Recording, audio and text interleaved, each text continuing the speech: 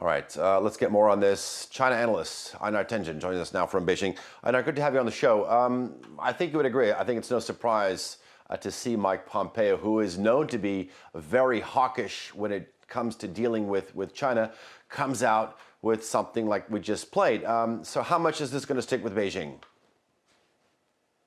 Well, I mean, Beijing is obviously concerned. The war of rhetoric is escalating rather than de-escalating. This idea that China is somehow at fault and that there's lots of evidence, we'll have to see. You'll note that in the report that he mentioned that it's not a high confidence level, it's a moderate confidence level, which means basically just above guessing. The indices that they're using is that China was seeking PPE products while it was going through this, pandemic. So I don't know exactly how that figures in. Obviously, the scientific evidence is against that. So right now, Beijing views this as political, but there is one major danger. You start looking at the doubling of these freedom of navigation patrols into disputed waters. And there's some concern that this is being used in the hopes that there is some sort of collision, which would then justify Donald Trump in saying that we have to punish China, that they're aggressors and things like this. So the real concern now is that it goes from political to economic to security. Let's talk about that. You just mentioned sort of a punishment.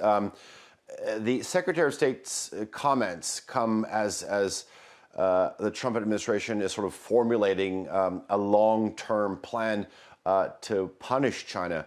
What do you think this could entail, knowing what the two countries have been through in the last several years? Well, obviously, it seems like it's going to be mostly in terms of tariffs, perhaps trying to do sanctions on China. No one is completely certain. It's not clear that the White House does have an actual plan. Remember, this means throwing over this whole phase one that was the centerpiece of his economic international dealings with China. And it would mean that there would be, hundreds of millions of dollars of things not spent. This is not the best time for that, because any tariffs are going to punish American consumers, and any products not bought by China will find China can find very many willing suppliers around the world, but American businesses will suffer. Okay, Einar Tangen live for us in Beijing. Thank you for that. I do appreciate your analysis.